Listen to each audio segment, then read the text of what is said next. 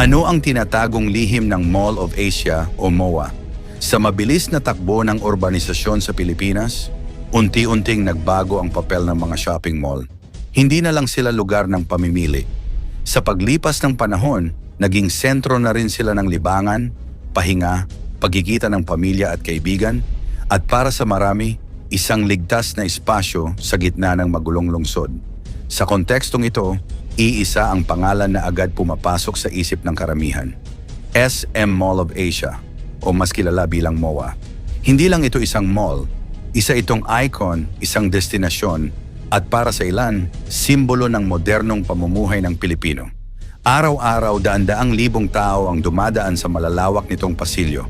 Taon-taon, bilyong piso ang umiikot sa loob ng kompleks. At higit sa lahat, ito ay nakatayo sa isang lugar na dati dagat, reclaimed land sa gilid ng Manila Bay. Pero paano nga ba nagsimula ang proyektong ito? Sino ang nasa likod ng ideya? At ano-ano ang mga hamon at kontrobersyang hinarap nito sa paglipas ng panahon? Ito ang kwento ng SM Mall of Asia, isang pangarap na naging landmark.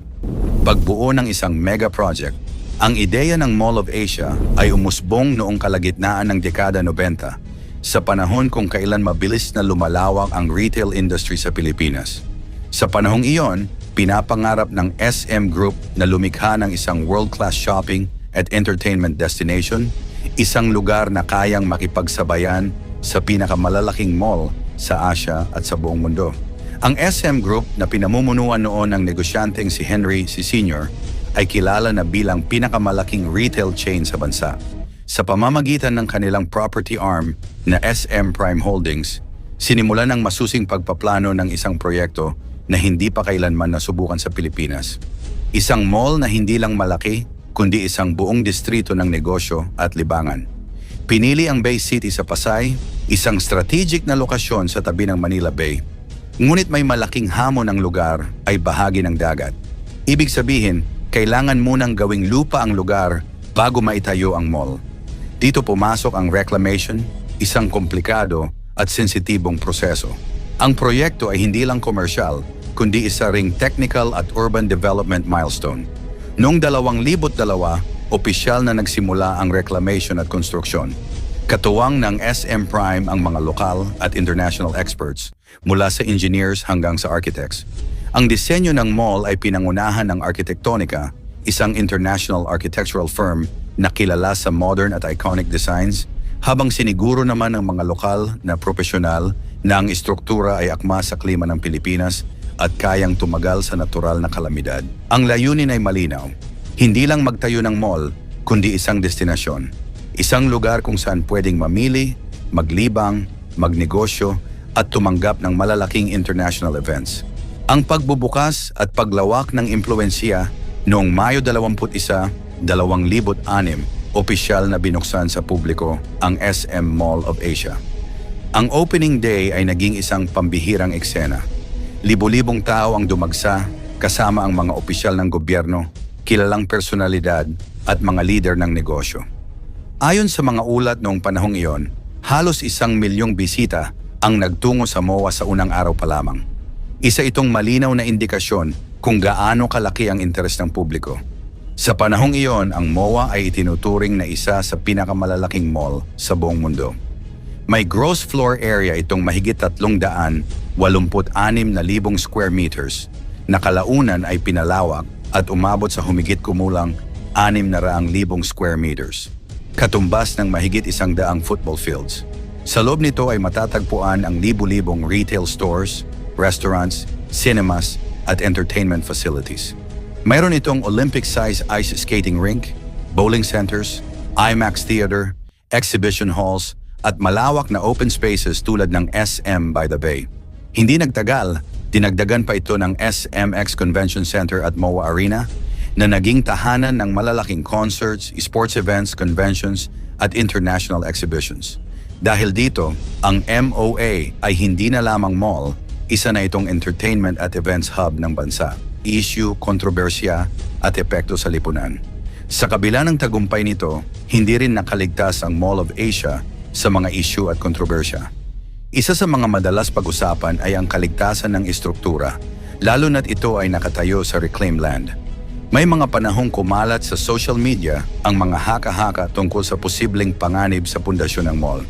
Gayunpaman, paulit-ulit na nilinaw ng SM Prime Holdings at ng lokal na pamahalaan na ang MOA ay dumaan at patuloy na dumadaan sa mahigpit na structural assessments. Ayon sa kanila, ang mall ay idinisenyo upang matugunan ang international safety standards at regular na minomonitor upang masiguro ang kaligtasan ng publiko. Isa pang sensitibong usapin ay ang environmental impact ng reclamation sa Manila Bay.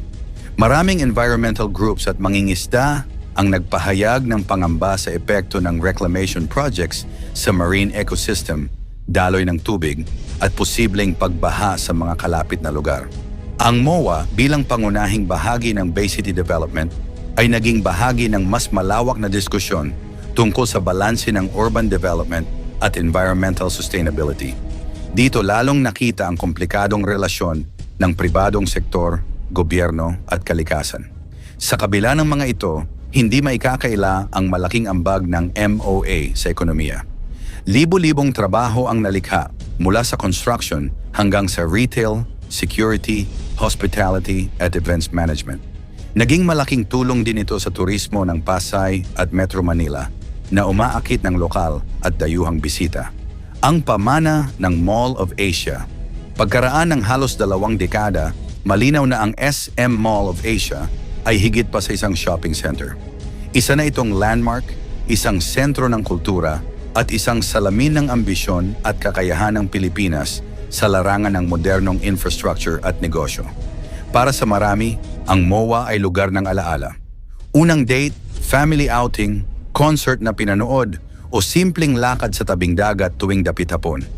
Bagamat may mga hamon at kontrobersya, nananatili itong matatag at patuloy na umaakit ng milyon-milyong bisita taon-taon. Isa itong patunay na ang pangarap ng isang pamilya kapag sinamahan ng malinaw na plano, dedikasyon at tamang timing ay maaaring magbunga ng proyektong hindi lamang malaki sa sukat, kundi malaki rin ang epekto sa lipunan, ekonomiya at kultura. Ang SM Mall of Asia ay hindi lamang para sa kasalukuyang henerasyon. Ito ay mananatiling simbolo ng modernong Pilipinas. Isang paalala na kaya ng bansa na lumikha ng world-class developments na may pangmatagalang impluwensya sa buhay ng mga Pilipino. Bakit hindi kaaya-ayang bisitahin ang bansang ito kahit mura ang bilihin? Mag-aalangan ang sino mang bibisita sa bansang ito. Siguradong makakamura ka at garantisadong mapapamura ka rin sa dami ng mga problema at sitwasyon sa paligid. Pangwalo na ito sa may pinakamaraming populasyon sa buong mundo, na umaabot sa humigit kumulang 100 at 75 milyong ngayong taong 2025. Dahil sa sobrang dami ng tao ang bansang ito. Bangladesh ay tambak ng iba't ibang issue, halos katulad ng kapwa niya sa Timog Asya, gaya ng Pakistan at India. Karamihan sa mga nagtatrabaho rito ay tumatanggap lamang ng mababang sahod, humigit kumulang $100 o 6,000 piso kada buwan para sa mga mabibigat na trabaho sa mga pabrika o kalye. Madali silang mawawala sa trabaho dahil sobrang dami ng nakapila sa kanilang pwesto.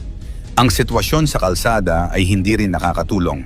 Walang tigil ang busina, ang ingay ng tao at gulo ng trapiko ay halos hindi mo na mapapansin, at bawat motorista ay parang naguunahan sa kalsada. Makikita rin ang mga bicycle taxi drivers o tinatawag nilang rickshaw drivers na nakikipagsabayan sa mga sasakyan. Kahit payat at mukhang walang lakas, handa silang magdala ng kahit anong karga basta kumita lang. Humigit kumulang 4 na milyon ang umaasa sa ganitong trabaho na kumikita lamang ng humigit kumulang 6,000 piso kada buwan. Wala pang gastos sa gasolina, pero ubos pawis ang mga drivers sa kakapadyak ay pag-ikot sa trapiko. Ang mga lansangan at palengke ay puro tensyonado, puno ng street vendors sa bawat sulok. Ang pagkain sa mga stall ay mukhang masarap sa unang tingin, ngunit kadalasan ay mausok at marumi ang kapaligiran. Ang mga gusali ay makikitang pinapatayo ng walang patid at walang katapusan ang construction projects na nagdudulot ng alikabok at polusyon. Sa mga lungsod, ang mga opisyal na holiday ay naiiba rin. Halimbawa, Biyernes at Sabado ang opisyal nilang pahinga, kaya magsisimula ang linggo sa linggo o sa Lunes, depende sa lugar. Isa sa magaganda sa bansang ito ay ang mababang presyo ng bilihin.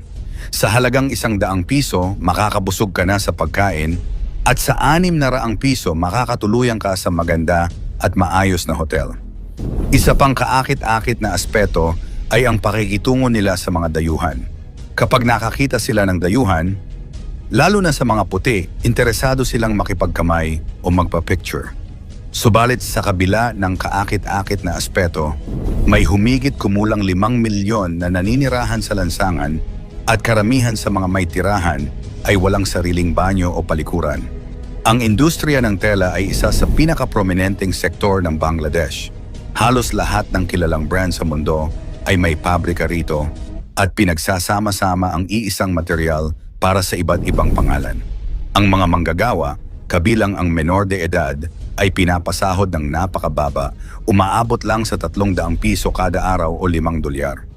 Ang init sa mga pabrika ay umaabot sa 40 degrees Celsius at halo-halong pawis, alikabok at amoy ang bumabalot sa buong lugar. Kahit sa oras ng trabaho, sumasaglit lamang ang mga manggagawa para magbuhos ng malamig na tubig bago bumalik sa kanilang pwesto. Ang mga amo at tagapangasiwa ng pabrika ay kilala sa pagiging istrikto. Pinagbabawalan silang mag-usap-usap at dapat nakatutok sa trabaho. Isa sa bawat 6 na tao sa lungsod ang may sakit dulot ng industriya ng tela at madalang na umaabot sa edad na 50 ang mga manggagawa. Walang malasakit sa kapaligiran at wala ring aksyon mula sa gobyerno upang maprotektahan ang kanilang mamamayan. Ang tubig sa mga ilog ay halos hindi na umaagos dahil sa tambak ng basura. Ang kontaminadong tubig ay nagdudulot ng sari-saring sakit sa balat, paghinga, at sa bituka ng mga naninirahan at nagtatrabaho sa paligid. Noong taong 2019, ang Bangladesh ay nakuha ang gintong medalya para sa pinaka-worst na kalidad ng hangin sa buong mundo at tanging Pakistan lang ang nakakuha ng silver. Mahigit sa 5,000 slum sa Dhaka ang apektado ng maruming ilog na tinitirahan ng humigit kumulang 4 na milyong katao. Sa 175 milyong na populasyon, napakakaunti lamang ang nakaka-enjoy ng marangyang pamumuhay. Ang natitirang yaman ay pinagsasamantalahan ng iilan at ang mga ordinaryong tao ay nahihirapan.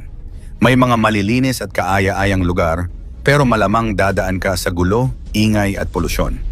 Bukod sa mabibigat na trabaho at trapiko, marami ring kabataan ang pinapayagang magtrabaho sa murang edad. Di umano kahit 7 taong gulang ay tinatanggap na sa mga pabrika basta kayang magtrabaho. Napakababa ng pasahod sa kanila at halos walang karapatan o proteksyon. Sa kabila ng lahat ng ito, may positibong aspeto rin ang Bangladesh. Mura ang bilihin, may masasarap na pagkain, at may ilang lugar na kaaya-aya sa mga turista.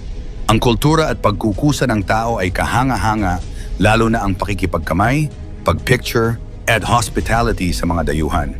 Ngunit, sa kabuuan, kailangan mo ng lakas ng loob at tiwala sa sarili para makalibot sa bansa. Kung ikaw ay bibisita sa Bangladesh, dapat maging handa ka sa ingay, trapiko, at mabigat na sitwasyon sa kalye. Huwag mong aasahan na tahimik o maayos ang bawat lugar. Sa halip, tingnan ito bilang kakaibang karanasan kung saan makikita mo ang hirap, determination, at kultura ng mga tao sa kabila ng kahirapan. Dagdag pa rito, para sa mga turista, makakatulong kung may kaunting plano bago maglakbay. Magdala ng face mask para sa alikabok at polusyon, sapat na tubig para manatiling hydrated, at komportabling sapatos para sa mahabang lakad. Kung pupunta ka sa mga pabrika o industrial area, iwasan ang direktang kontak sa lupa o tubig para maiwasan ang sakit. Mahalaga ring maging maingat sa traffic. Palaging tumawid sa pedestrian lanes at obserbahan ang galaw ng rickshaw at bus sa kalsada. Bukod sa mga tips, huwag kalimutan ang positive na aspeto ng bansa. Maraming street food ang masarap subukan at ang pakikipag-ugnayan sa locals ay nagbibigay ng kakaibang insight sa kultura at pamumuhay ng Bangladesh. Makikita mo ang resilience ng mga tao, ang kanilang galing sa pagtatrabaho at ang simpleng kasiyahan sa kabila ng kahirapan. Sa huli, bibisita ka pa rin ba sa Bangladesh? Ikomento mo naman ito sa ibaba. Salamat at God bless.